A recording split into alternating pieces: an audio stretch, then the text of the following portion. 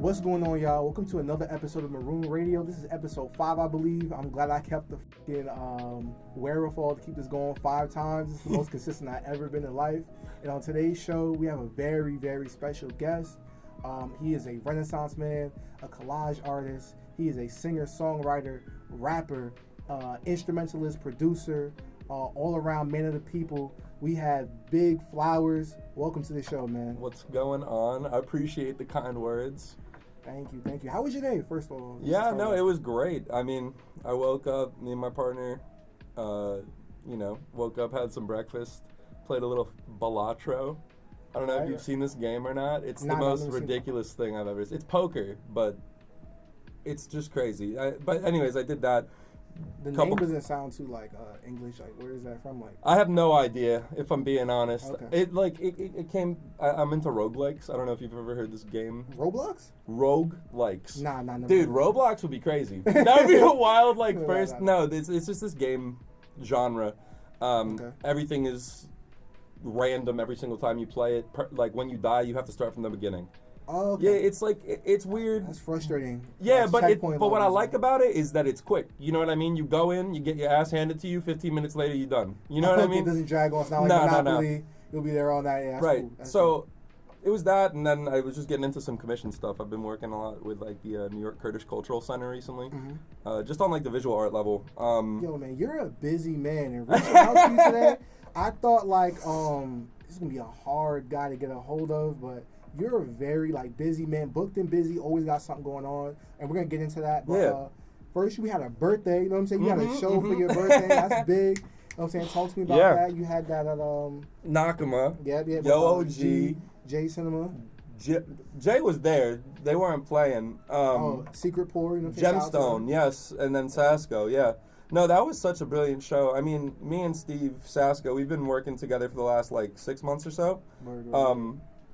And what I like about Steve is that he just touches so much of the production on every level, and he's so humble. You know, he is enabling a good handful of these modern Brooklyn heads that are really starting to make waves. Right. Shamar, J Cinema, we're all working with him, and he's just so humble. Warren, Yo OG, probably. Actually, y'all don't know him like that, so don't call him Warren. But Yo OG, another one of my favorite people. Just family, you know.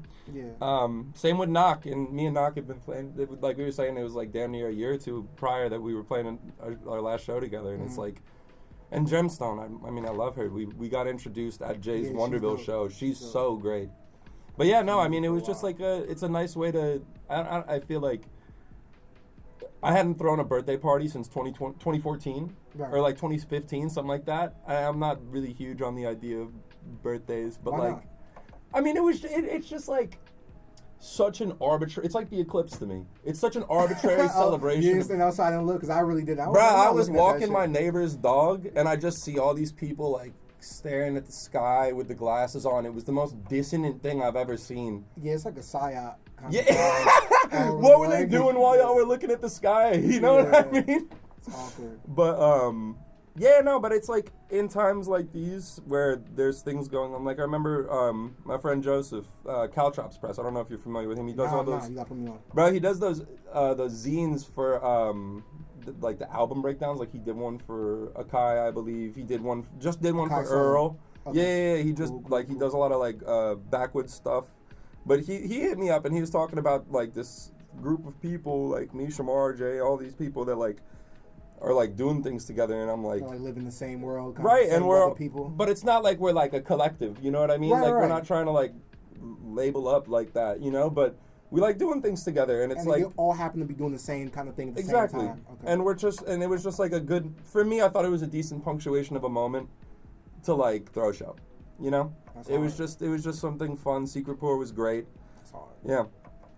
But to follow up now, I want to get specifically into your art. It was hard finding it. Honestly, just fucking cut me off, because I'll just spew about anything. No, that's what we're here for, man. We're here to dig into your work and your career so far. Y'all, finding this man's work was such a hard rabbit hole. I had to reach out to him personally, and y'all sent me specific links, and you know, it was great stuff that I came across. What I did find, which was, you know, obviously through Bandcamp Friday, y'all. Go support this man. Huge. Go tap in with that. But yeah, buy Big Smile, but also like buy I Turn the Room to a Lava Lamp. Shout out Tron out in Portland. That's like one of the best albums I've ever touched. Yeah, enough said. And then buy anything that you can from PTP. For sure. When I came across the Big Smile tape, I was like, this is one of the rare albums where, no exaggeration, as much as of a cliche as it's going to sound like to say, but it was one of those rare projects that I feel like I'm inside of his head, and it felt less of an album and more of like an experience. So off rip, I have like 2 songs that I would find myself playing from the moment I found out about you as a person up until now when we're talking to. And 2 of those songs are Dentals and Restock with Dean Spencer. Interesting. So Dentals, the first one, featuring Elucid, which is a beast. Literally my favorite rapper. Yeah, he's insane. It's either that or Amani. I always say Amani and Unknown Infinite is my favorite rap project of all time, and then Elucid's my favorite rapper. Yeah. And then Logi, who's like another hidden gem. Legend. Yeah, hard. He's been doing this thing for a long time. How did that song come about? How did you construct the beat? Did you not make the beat? Nah. What was the inspiration? Yeah, just tell me about that. Yeah, that's my boy Nadir. Black Man Cowboy was the name he was going by at the time. I believe he switched it up, but Nadir, incredible beatsmith, just knows how to make worlds. That was something I had for a couple years at the time, just kind of sitting there. I'm very dynamic in how I apply like the verse in the end. Like I think that had 2 or 3 other beats behind it at that point. That was one of those like non-negotiable verses for me, where it was just like it said so much about the album, kind of like wrapped up the themes. Like I think that line about like hurts to see my homies only call me when I'm stable, but I'ma still show off my dentals, my big talk, my big smile. That's like kind of one of those ethos lines, so it was like that has to be on the album.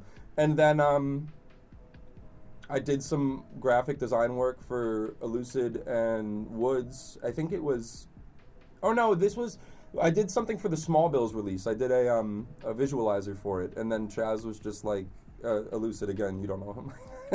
But he was like, and I'm not even trying to say I know him like that. That's just how he saved in my phone. But he was just like a very like barter forward person, and I couldn't respect it more. He threw it to me. Logi, again, I was doing cassette design for, and that's literally how the album came together, dog. It was just I'm bartering visual art for verses, because it was like weird, like the amount of times I've worked with Lucid and the amount of times they've tried to offer me money, it's just strange to me. Like, that's like my icon, dude. You know, what am I supposed to do? I can't take your fucking money, but if you want to rap with me, that's fun. Nah, but that's dope, though, that you use your many trades to, trade for trade, like you said, barter system. How did Restock come together with Deem? Oh, dude. I mean, it's like, Deem, that one, I think, I did pay him for that, and I'm big barter, but at the end of the day, like, bro, money talks. I'm not here to like just like force that hand. Oh man. Bro, like, cause it's like at the end of the day, what if I don't have something? I'm not even talking about the Deem situation. Like, right, in this economy, you need your bread. Bro, and since then, me and Deem have done a lot of work together. Like, we did the Color Show. I was on his album a few times production wise. But the Deem thing came together because I fucking love Deem. Like, that's been one of my favorite artists since like 2017. We Think We Alone is like one of the best projects of our time. I have a fucking tattoo on my chest that's based off of Deem Spencer lyrics. Wow. Yeah, no, I mean, yeah, just hit him up, you know. we were in touch a little bit through one of my old friends, Key, and and we've just been working together since. And he is an enigma and also just like such a visionary. Now, I definitely hear that in y'all work. You know what I'm saying? The meeting of minds, the melding of minds. Yeah. That song is great. The sonics are great. But I'm kind of skipping ahead here, y'all, because I'm manning the technical aspect of this as well as interviewing this man at the same time. So I meant to get into your upbringing first. Where did you grow up? How did you form your personality, form your sense of self? what are all the things that make you into the man you are today? Let's get into that. I'll wrap that up somewhat quickly. I grew up in a town called Hopewell Junction, which is a small suburb outside of the cities of Beacon and Poughkeepsie, upstate. The 845, as it's colloquially called, you know? Yeah, I mean, it's dead ass another state, you know? Yeah. And then I spent a lot of time in Buffalo as well. The upbringing, the community that I had access to was within my home. Very insular, not by design, just by incident, you know what I mean? I wasn't really into any art visually. I played music, like in my senior year, I was in big band, symphonic band, jazz band, concert band, pit orchestra. I was playing trumpet at the time and teaching myself guitar. And that was kind of like where I was living. My whole life was just like in that, mainly guitar. Once I found guitar, that was the first time that I fucking... What kind of guitar? Electric? Acoustic, bro. Acoustic. Dude, that was I was just talking about this the other day. I've hit 16 years of playing guitar. And like, bro, like from age 14 to about age 19, that was all I really had in terms of like expressivity, community. Like when I was like 16, 17, I started to have a lot more friends, but like I skipped kindergarten when I was really young. Oh, you were a genius from there. Bruh, that's what's up. That's what's up. That's what's up. It's like, bro, I'll talk about it. I have like, I don't know. There's a weirdness about this. Like I was born with a really high IQ, and my intelligence is like stupid. But like, what does that mean? You know what I mean? Like that. I think this could be on whose scale and whose world. Like, where are we? This could be. I mean, on an IQ scale, like somewhere in the high 90 percentile, and I'm not bragging. Like, if I'm being dead ass, like it's probably the biggest detriment I've ever received in life. Like, bro, I mean, and that sounds so annoying, and like I know. Why do you say that? Upbringing. So like, when I'm young, I'm in these 5 bands. Mind you, I'm not showing up to a single rehearsal. I'm still playing every single fucking solo. On key, like dead ass, like, and I'm not even trying to toot my own horn, right? Because the kicker is, I don't learn efficacy. I don't learn work ethic. I don't learn anything, right? I just learn that I can skate by in life. Yeah. Exactly. And bro, that breaking through that took fucking 15 years. That ass. Still, it fucking plagues me. Like and I say plague, like I really fucking mean that. Yeah. And I've said this to people, and they've gotten pissed off at me because they're like, "Yo, you're blessed with intelligence," and I'm like, "Dog, I fucking know that, right?" But the upbringing didn't. And this is nothing to my parents. This is everything to schooling, and this is nothing to teachers. The education system. This is all this is everything to our government, our municipalities, and the funding that we distribute to where we distribute it. Word. Right? That is where it loses the extremities of the bell curve. You see what I'm saying? Like on both sides, anyone that's extremely smart, anyone that's like facing some sort of challenge, you know what I mean? For sure. Those extremities end up getting forgotten because people focus on the average because that's all we have the fucking funds to. So like I don't know, like I could go on for fucking ever actually, about upbringing. I wanted to get into that as far as your branding. Sure. Can you even call it branding? I just feel like how you express yourself. I mean, bro, call it what you will. You know what I mean? Platform. You know what I mean? I'm not big on like semantics. I mean, I love words. I love etymology, and I love being semantically like asinine when I have the fucking like luxury to. Yeah. But lower your brow from time to time. Exactly, bro. Like in all reality, like my pronouns are they them. You know what I mean? And it's but it's no fucking slight, bro. I know it's all love. You know what I mean? And it's like I'm not gonna sit here and waste fucking. I guess. But yeah. I'm gonna take the essential. As far as branding. Out the screen. Huh? You said branding. Oh yeah. As far as how you approach using your platform or using your voice, man, you're not someone I consider a political artist. And with my introduction to you when you logged on today. I called you a man of the people because you're regular as hell, bro. like for all the stuff you're saying about like your IQ and whatnot, it's like yo, you're regular as hell. I like when people they're artists, but they're not trying to feed me that art. Bro. They're trying to really just say like, yo, I'm here with you. I'm struggling with you. I'm going through the same thing. Because I fucking am. This is what I mean. Yeah. The intelligence is nothing, bro. It's straight up nothing. Like I've been broke my entire adult life. My entire adult life, bro. And it's not the intelligence that's lacking. It's the opportunities. It's the world we live in. It's not even that, bro. The opportunities have fucking been there. I just don't do shit. What do you mean? I've always been a procrastinator. I've always fucking sucked at organizing. And it comes from just being able to do shit without picking it up and being good at it. You know what I mean? All right, so check this out, right? Mm-hmm. I have some things for you, by the way. I don't want to forget that. Oh, shit. Yes. Oh, this is hard. Yeah, Palestine needs to be freed, and also shout out. I mean, shout out is such a fucking ridiculous way to put that, but the Congo, Haiti, Sudan, the Uyghur diaspora within China, the Muslim diaspora in China, Kurdish people, my people, the genocides that are being faced around the world. That's why we put that together, the zine for Palestine. It's just, yeah. Shout out Celine for helping me put that together, and shout out everyone that fucking helped with that. Really, we got check this out, y'all. QR code. You know what I'm saying? On your screen. Dude, take a picture of that. Take a picture of that, and you get a copy of the zine in your fucking email, whatever. Sure. And then I got this for you as well. This is. Don't open it right now. Just pieces were gonna go start flying everywhere. It's okay, just I'll take it home. Yeah, it's like a little collage pack. Like it's just like a bunch of For sure, big plug, whatever this is. QR, scan that, scan that. Word. Y'all, if y'all are interested in what that turns into, follow Pulp, PULLP _. That's all I'll say on that. Dope. But I wanted to get into you maintaining a prolific output with, your art. You know what I'm saying? When you're not making music, you're making collage art, bro. You know what I'm saying? When you're not making collage art, you're making clothes, you're making posters, you're making something for people to consume. You're helping other people out with their work. You know what I'm saying? You're doing stuff for commission. So as much as you sit here and you want to lie in my face and say you're not active, it's like you seem like a very active man. You know what I'm saying? You're busy as hell. So I am. No, but I had to learn it. That's what I'm saying. That's what I'm saying. I really had to fucking go through the grinder, be broke, be fucking useless and pathetic, and fucking procrastinate everything, and just hold a day job. And and over the years I got it. You know what I mean? But dude, I just turned 30. You know what I mean? Dirty 30. But it's funny because the way you word it is exactly how it is. When I'm not making music, I'm making collage. When I'm not, it's phase. It's are you familiar with the term sinusoidal? Hell no. All right, bet.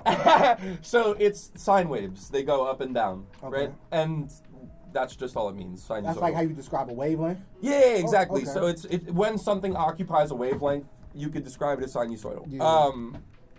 It has a sine curve to it. Essentially, that process of ebbing and flowing, like when I'm creating collage, I'm doing fucking nothing else. I'm in a hole with it, bro. Like that envelope that I gave you was part of like a 2-week manic hole of me sitting there with a pair of scissors and a book. And it's just like I take a page at a time and break it down to its constituent pieces, you know? Right. And then when I'm feeling fucking empty and hollow in that, like when I approach it and it's just like I don't have the inspiration or the wherewithal to do this and hold these scissors with any like integrity. Yeah. Then I'm over to the beats or whatever makes sense at the time. Recently it's been poetry. And for a long time it's a defeating cycle, you know? So it's all emotion based for you, would you say? Like, absolutely. Is it kind of just you're just like triggered by whatever feeling and that's when you go into grab whatever's around you? Absolutely. Because when I look at your collage art, I'm like, okay, these are shapes that's not even really shapes. You know what I'm saying? I feel like I'm not doing your work justice with my vocabulary right now. That's literally the best way anyone's ever put it. That's literally the best way anyone's put it. And the way you organize stuff, like, it's like some Fibonacci sequence type and I'm just like, damn, like, how do you come up with this? Like, what does it look like? How long does it take you to make stuff? Like, get into that. Dude. So, like, something like the Small Bills Visualizer is a great example. That took me 16 hours. At least. At very fucking least. I want to say 10 hours. Straight? No. I want to say 10 hours just to fucking cut the pieces out, you know? And what are you like, without giving away too much sauce? Nah, I'll literally spill my entire recipe, bro. I have this lyric on this album that's coming up, and it's like, I could even dish out the recipe, the replication would be as fake as the person that made it. You take my shit. You know what I mean? Yeah. Dead ass. Like, so what are you asking me? What I'm asking is, like, what type of materials are you using to cut out these pieces for your visual art? I'd like to give a big shout out to the greatest where's the camera? That one? Yeah, that one. The greatest illustrator of our time, Mark Teague. I'd like to put some consideration in for Mia Wolf. and I can't remember her name right now, but outstanding illustrators, kids books, the Scholastic Circle, if you will. Dude, I don't know how or why it ended up making sense, but I just pick up shit off the ground. It's the bro. Oh my fucking god! Like on your way here, literally you pick something up, bro. Literally a poster, anything. What? That's free material. Yeah. Bruh, even when I was like starting off and I'm charging fucking $30 for a collage, if someone wanted to do album art with me, it'd be $30, whatever. Bruh, I can pick that up off the ground and make $30. You have a pair of scissors in your house. You have a glue stick. You know what I mean? Like collage is this. Me? How people will really like sell the concept of art to people or being an artist. Like this place that we're recording from right now, this non-disclosed location, you know, it's a lot of people I was about to disclose. This non-disclosed location, a lot of people I see coming through this spot, I'm just like, damn, like you're the type of person to think that you could go to Michael's and buy some type of handbook on how to be an artist or take a class on how to be an artist, and things really have to just hit you, and you just have to take the risk and see what lands and see what you like and see what sticks with other people. If you have to read about how to be something, then I don't know if you're it, because you're spending time being a reader. Yeah. You see what I'm saying? Like the only time I felt comfortable calling myself an artist was when I woke up every day having to do art. Okay. It's not a fucking option. It's either like I'm like right now I'm living off of art, and I'm not saying that I'm doing so comfortably. You know what I mean? I'm like, how many years you feel like you've been a working artist, and what could you say to people who are trying to get to your position where they're trying to see some type of revenue? Don't gotta be.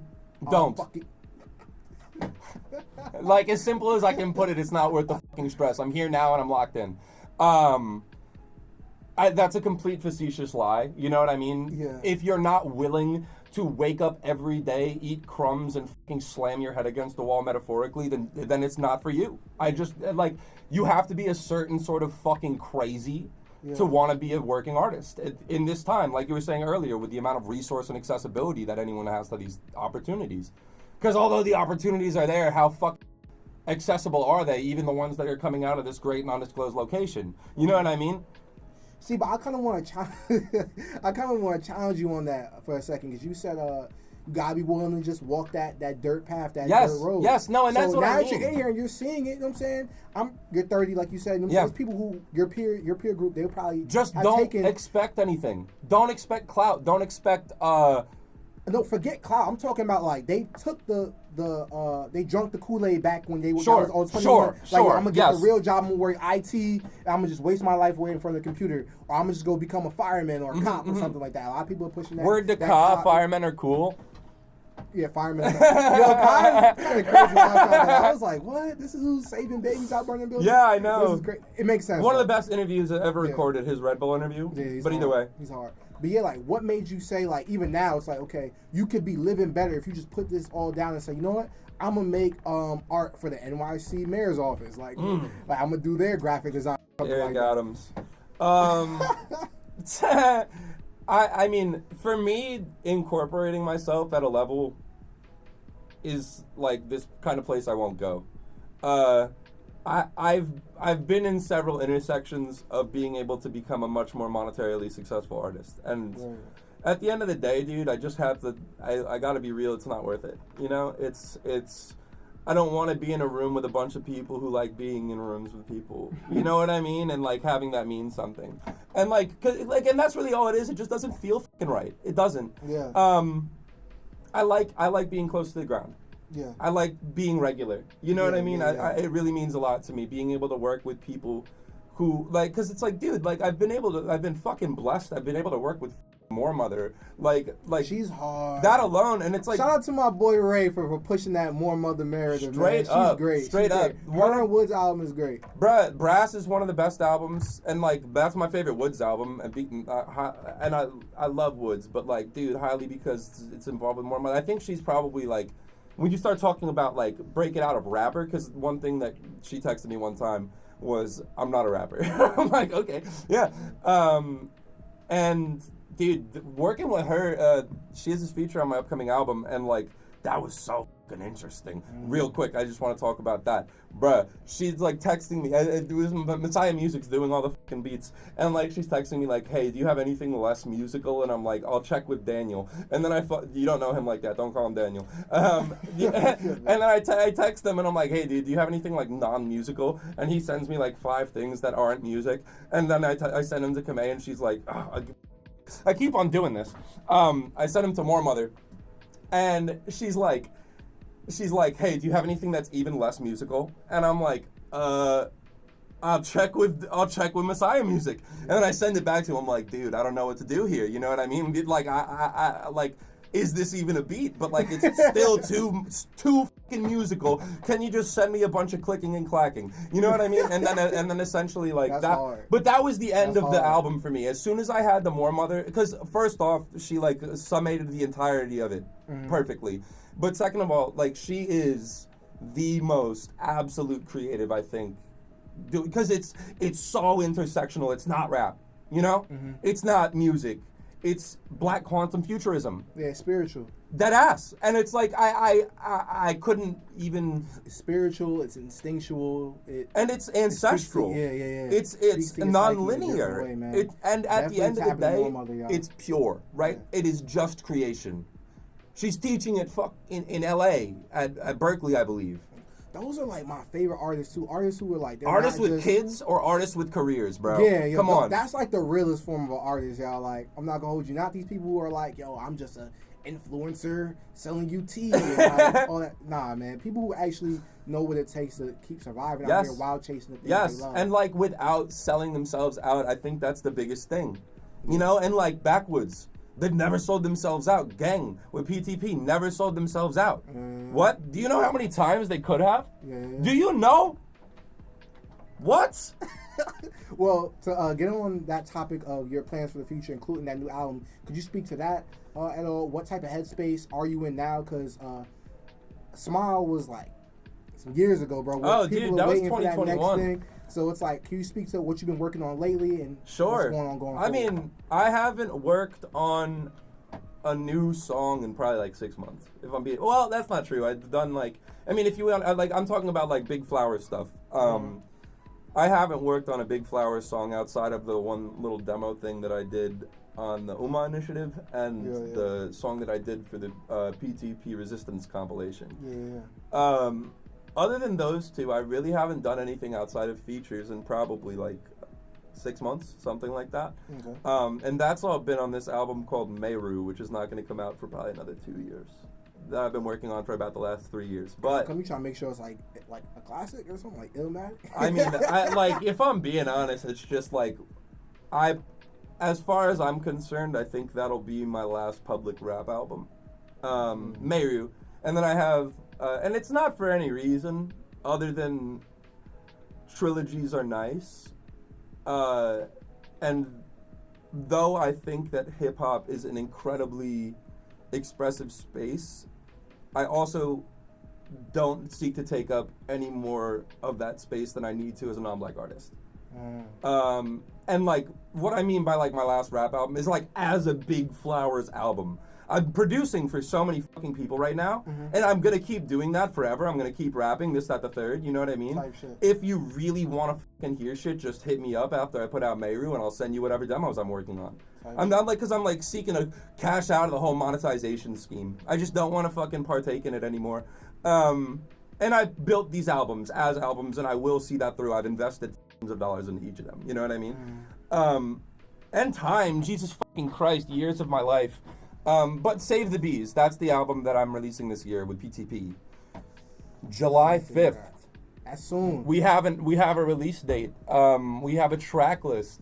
More Mothers on it. Messiah Music. I'm not gonna say anyone else because I have to, maintain some sort of promotion cycle. But Messiah Music is producing. I mean, bro, this has been something that I've been fucking hinting at since we recorded in August of 2021. We've been working on this for so fucking long. Right. And it's worth it, dude. I mean, every project that I've taken a hand in on any serious level has taken 2+ years. Lava Lamp took 2 years. Memory, this album that I have coming out with Sleep later this year, that shout out Sleep Sinatra.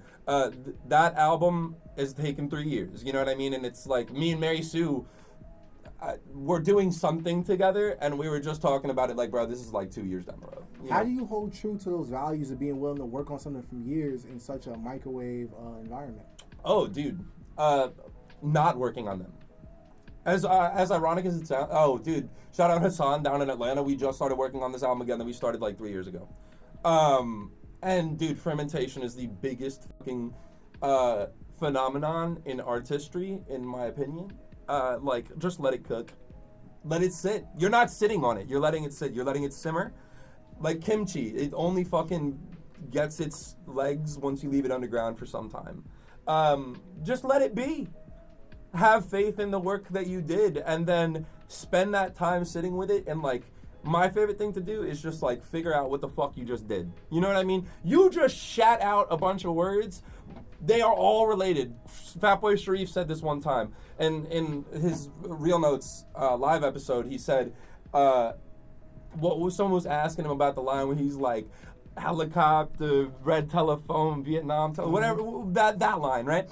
And he's like, bro, it doesn't matter. Like, they don't need to make sense. I said them and I'm the conduit. Something along those lines. Yeah. And like, yeah, bro, what? You can't be both creative and critic at the same time. Exactly, bro. It's left brain, right brain. Bro, multiple truths type shit. And it's like, I really, really appreciated that. So it's like, anything that you do is going to have a body to it that you probably didn't fucking intend.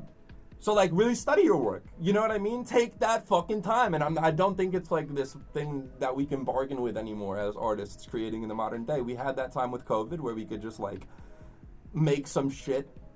Everyone is fucking... I think the best Just Make Some Shit album is A Constant Condensation by Amani. Or I argue that album that Babyface Ray put out with, like, Daisy Lane on it, I think that's a COVID album. Those two projects, but either way, we all had that time. Everyone's making fucking $600 a week to do nothing and buy music. Yeah, you know what I mean. So we had that time to just poop out projects, idle and just take exactly, whatever you want to do. And like literally just put out the COVID tape. It doesn't need to be all that special. You know what I mean? Yeah. It gave everyone a really good chance to just cut their fucking teeth. But I don't, and I'm not saying we can't just still put out mixtapes. I mean, it's not something I really do. But like, it's just like we don't have the liberty to lose people anymore. Sure. If you have something important to say, and I don't mean that, like, you know, just any given thing, because I think that there's like a harsh reality in the fact that, like, you know, certain things aren't pushing the needle of art, more specifically certain verses aren't pushing the needle of rap. Right. You know what I mean?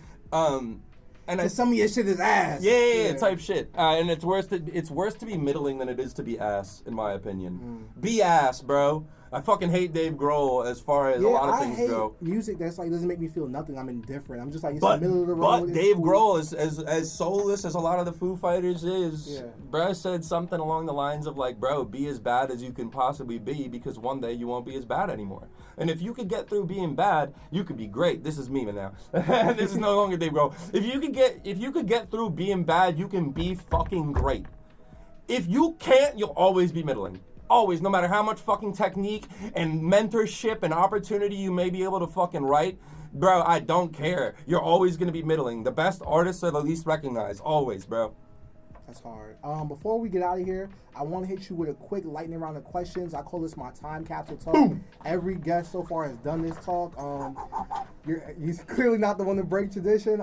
So don't think too hard. Just give me the first thing that comes to mind. You seem to be a very instinctual person, so I'm sure it's going to be great. Shout out Rorschach, best character in The Watchmen. Yo, Rorschach is the best. Anyways. Like, that's an unrelated topic, but he's hard. Rorschach is like Batman, but like not bootlicker. Can I do like a lightning round of shout outs real quick? Go ahead. Dude, shout out Gang from PTP. I'm done. Alright, so the first question is, where would you be living? Hold on. Shout out Dante, shout out John, shout out Naj, shout out Jamie, shout out Vice, shout out Celine, shout out everyone that's ever fucking inspired me, shout out my mother, and shout out all my sisters and my father too. Alright, for sure. Where would you be living and how would you be living and why? What? If money was an issue. Oh, Kurdistan.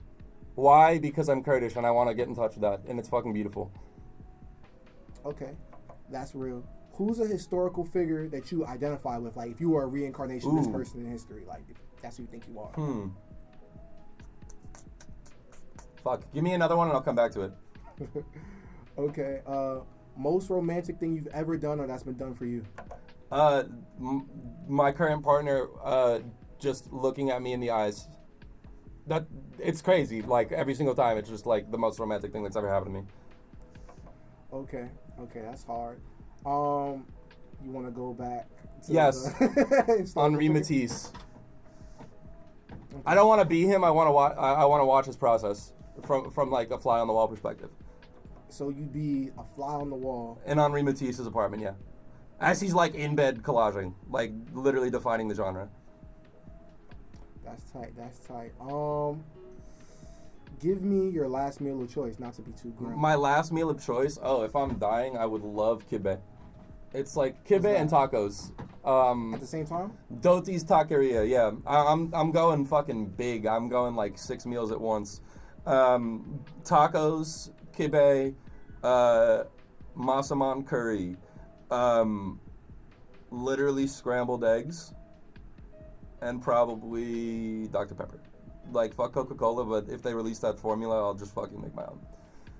Okay, weird. All right, this is my last one. Loyalty or respect? If you're not willing to give me both, I don't want either. Oh, man, choose one. Like, which one is more important to you and people you respect. Keep around you? I don't care. I don't care about, like, longevity. You know what I mean? If you can fucking look me in the eyes for 1 second and be a real human, then that's good enough for a lifetime. Can I ask you a question real quick? Okay, solid. Lightning round. Sure. Who's your dream interview guest? Dream interview guest? It's a woman. It's definitely Sade. Oh my fucking god. Sade or Bjork? Dude, what legendary choices. Like, she was like, don't look at the screen, don't look at the TV, and she was fucking right. Yeah, bro, dead ass. Fucking Bjork also beat up somebody for no reason other than, like, you know, getting in her personal space, and I love that. She's real. Last question. Go ahead. Why was it not Big Flowers?